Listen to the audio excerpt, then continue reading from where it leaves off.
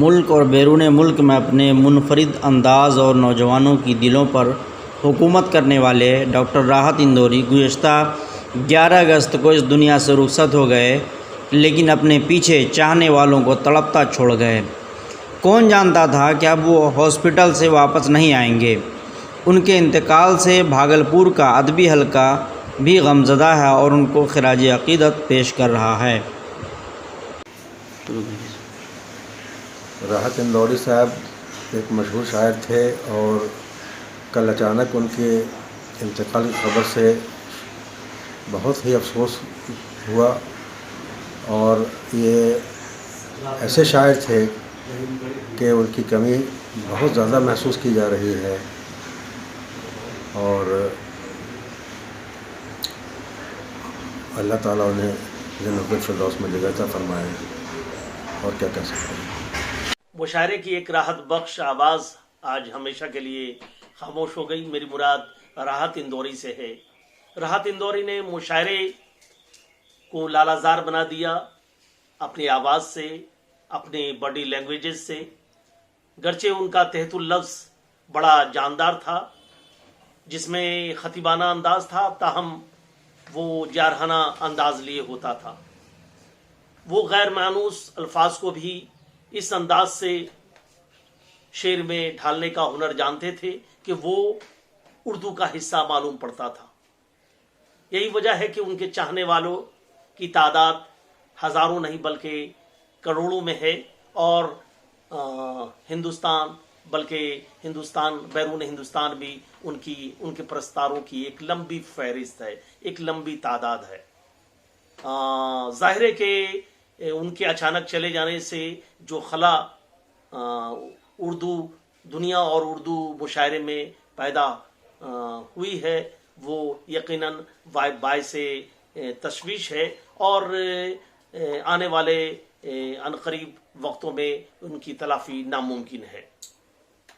ان کا مشہور شعر ہے کہ لگے گی آگ تو آئیں گے کئی گھر زد میں، اس شہر میں صرف ہمارا مکان تھوڑی ہے، جو آج صاحب مسند ہیں کل نہیں ہوں گے، کرایہ دار ہیں ذاتی مکان تھوڑی ہے۔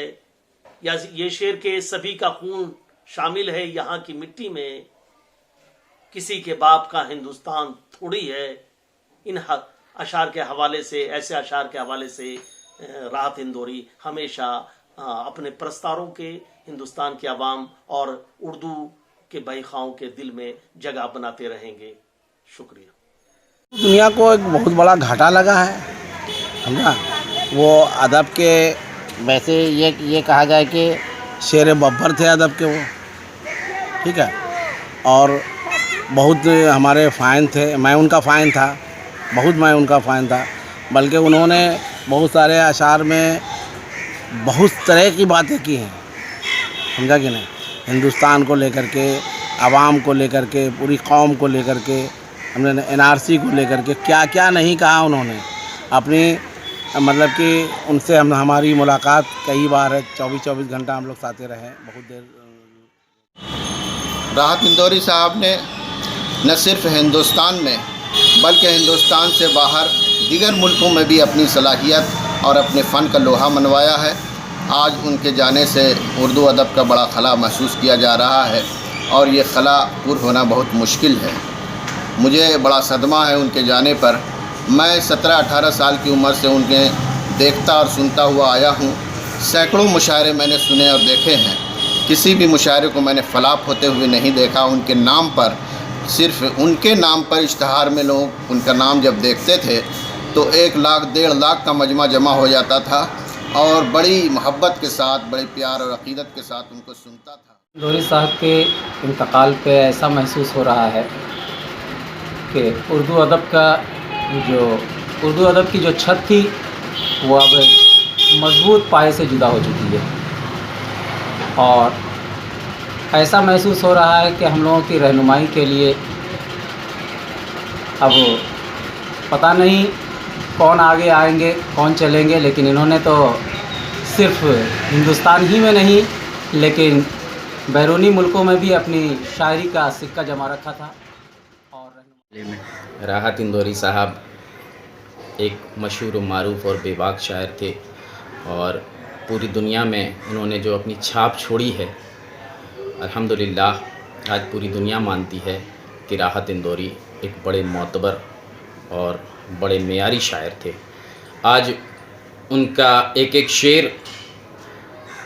ہر بچے کی زبان پر آپ کو ملے گا۔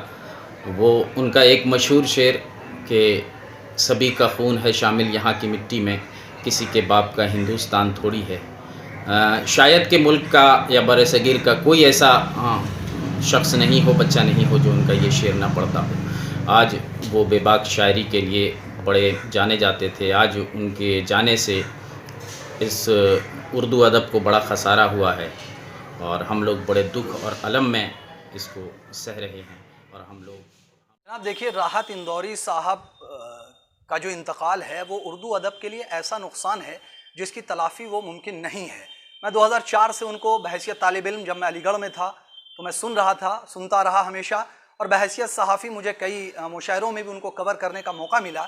یہ ایسے شاعر تھے جو کہ ضمانت تھے مشاعرے کی کامیابی کے، اور اکثر میں نے ان کو اپنے شعر کا آغاز کرتے ہوئے دیکھا ہے کہ گلاب، خواب، دوا، زہر، جام کیا کیا ہے، میں آ گیا ہوں بتا انتظام کیا کیا ہے، اور فقیر، شاہ، مست، قلندر، امام کیا کیا ہے، تجھے پتہ نہیں تیرا غلام کیا کیا ہے۔